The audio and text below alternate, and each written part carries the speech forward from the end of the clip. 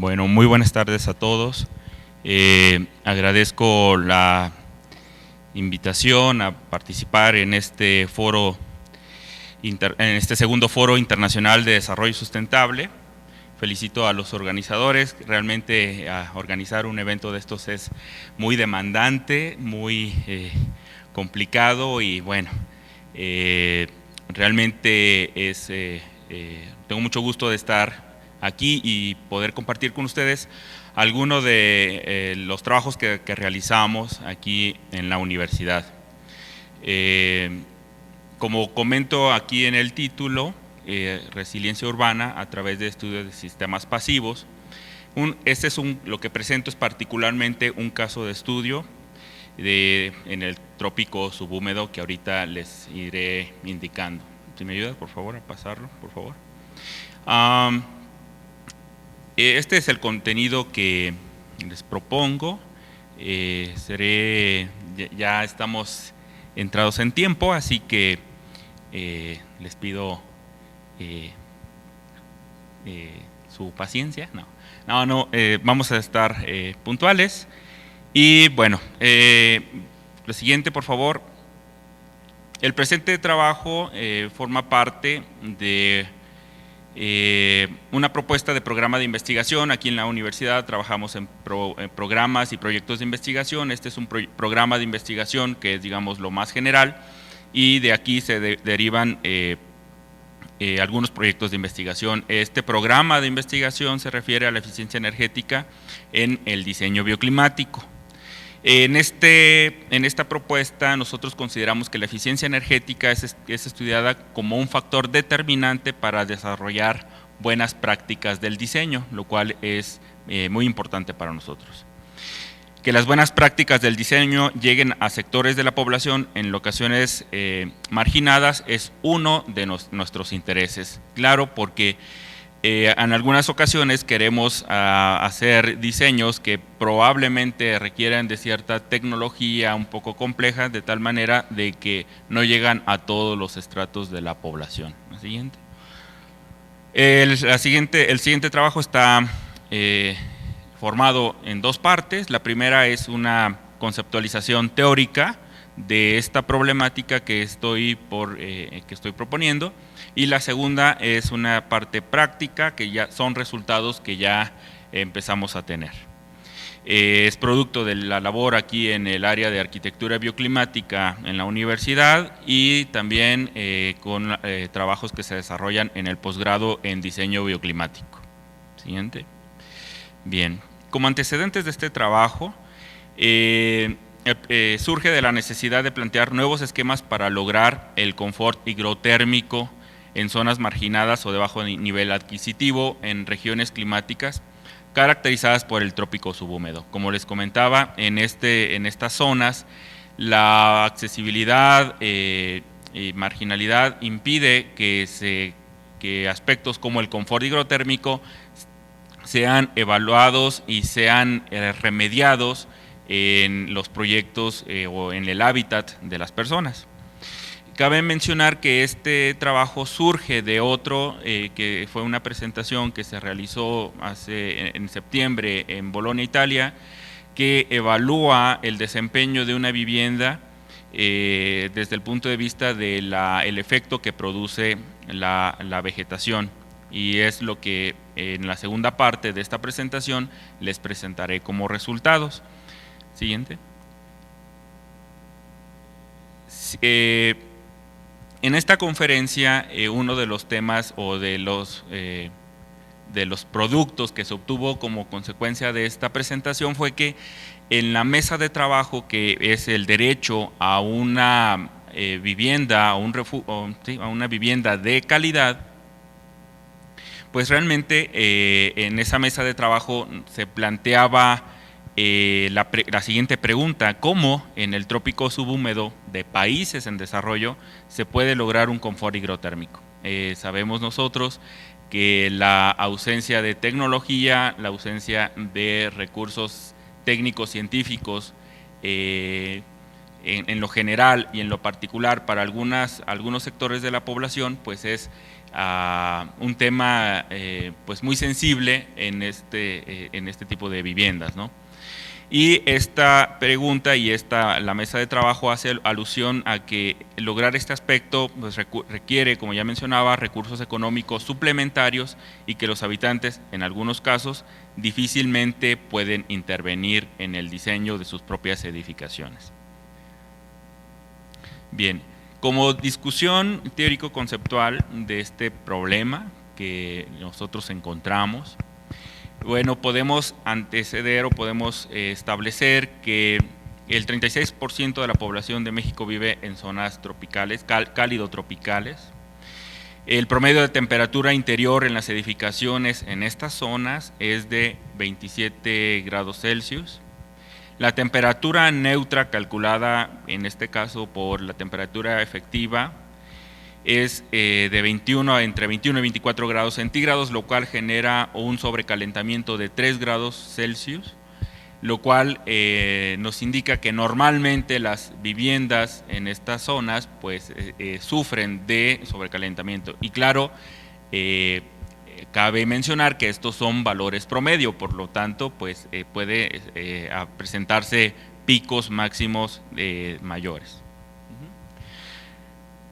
Para confirmar esto, bueno, también se sabe, de acuerdo al INEGI, 45 millones de mexicanos viven con menos de $2 al día y más del 60% de las viviendas son por autoconstrucción, bueno, de acuerdo a cifras de la CEMIC.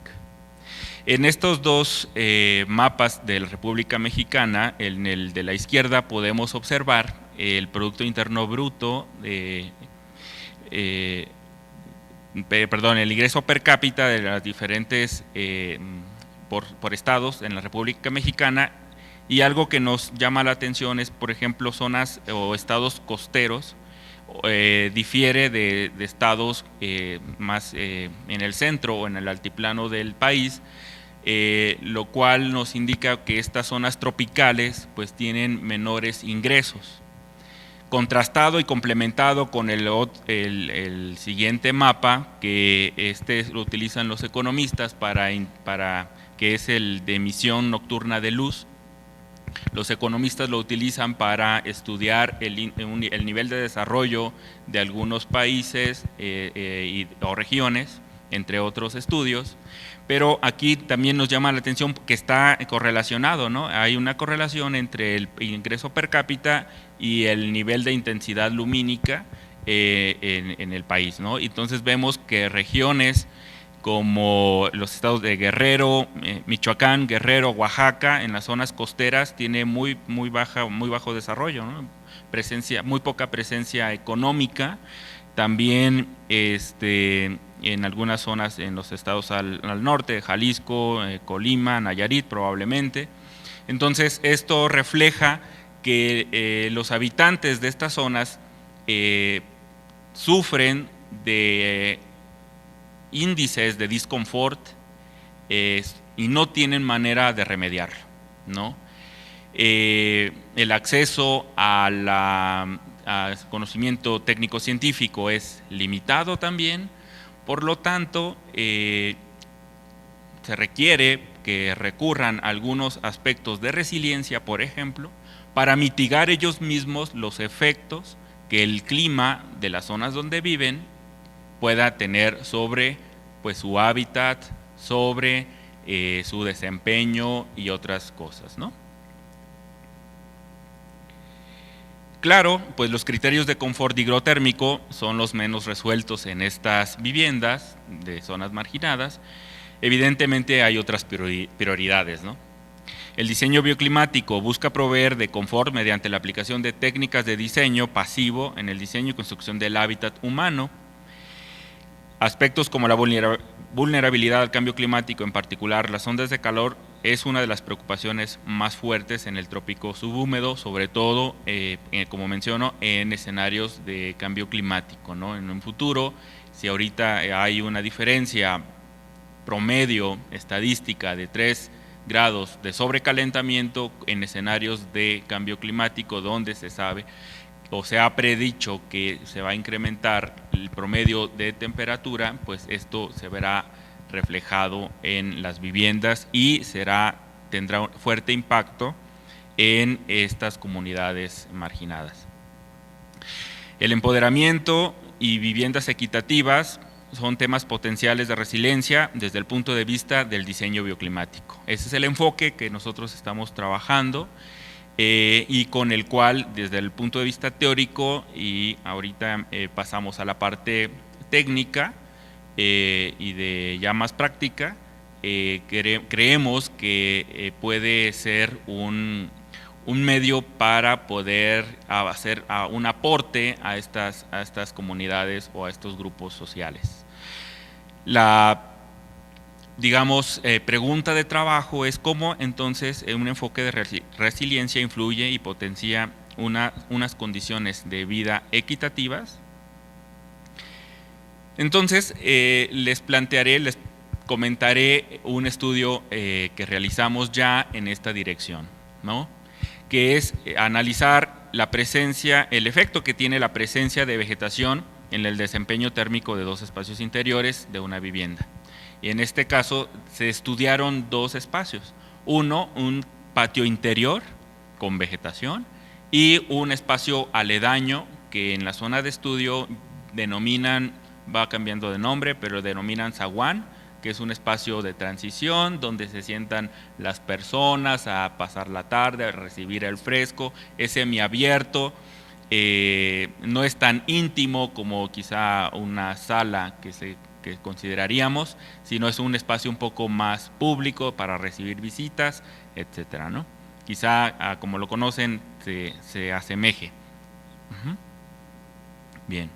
Entonces, el trabajo se enfocó a evaluar el papel de esta vegetación como un sistema de climatización natural, ¿no? El clima es AW, cálido subhúmedo, característico de estas zonas costeras de la República Mexicana que les mencioné anteriormente, y en la gráfica, en la tabla de abajo, podemos identificar cómo los promedios de temperatura y picos máximos de temperatura en mayo y junio pueden llegar a 34, 33 grados Celsius, y evidentemente esto tiene repercusiones en el confort higrotérmico al interior de las viviendas, ¿no?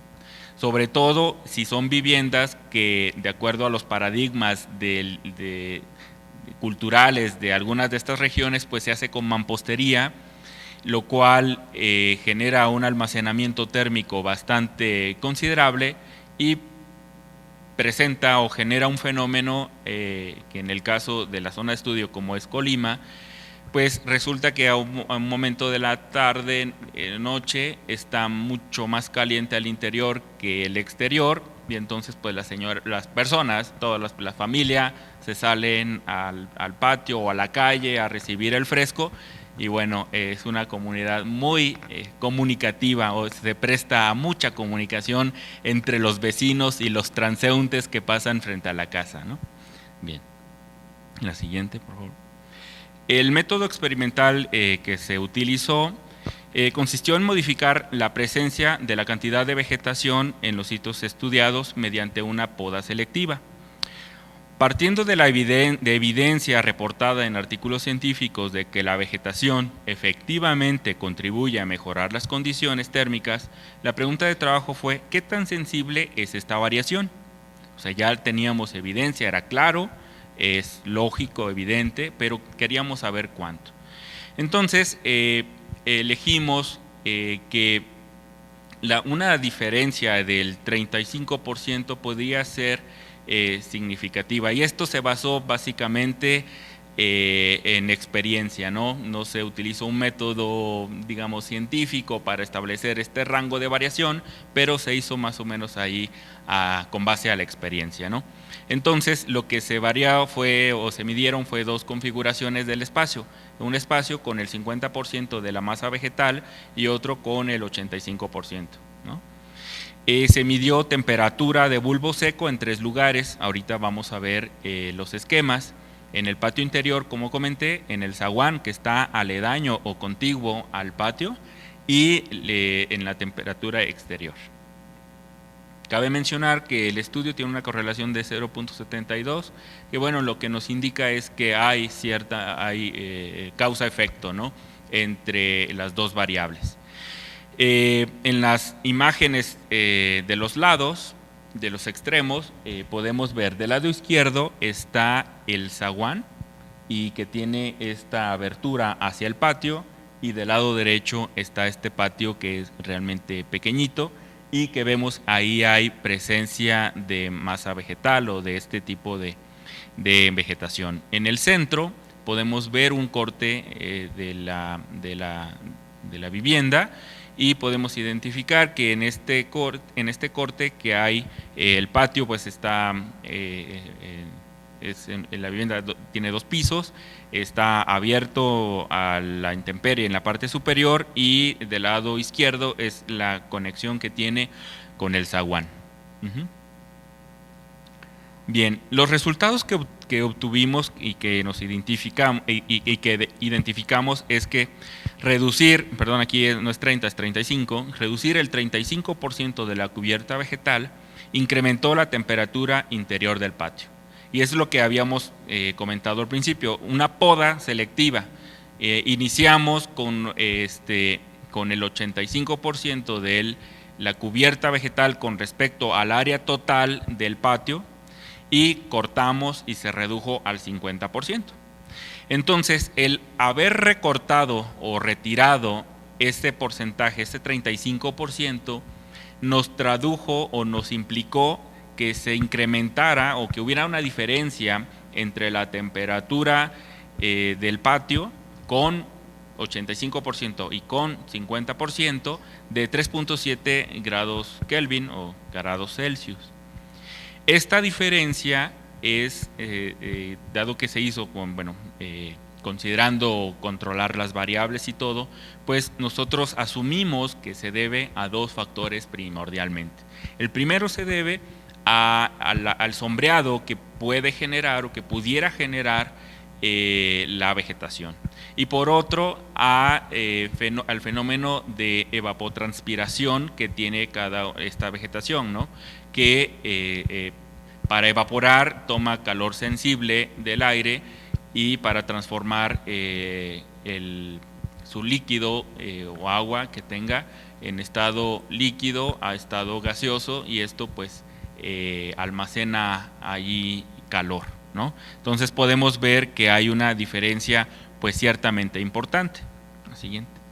Ahora, también quisimos ver cuál era la diferencia que podíamos encontrar entre la temperatura del patio y la temperatura del zaguán. ¿Qué efecto iba a tener haber hecho esta poda selectiva? Entonces, en esta la diferencia fue menor.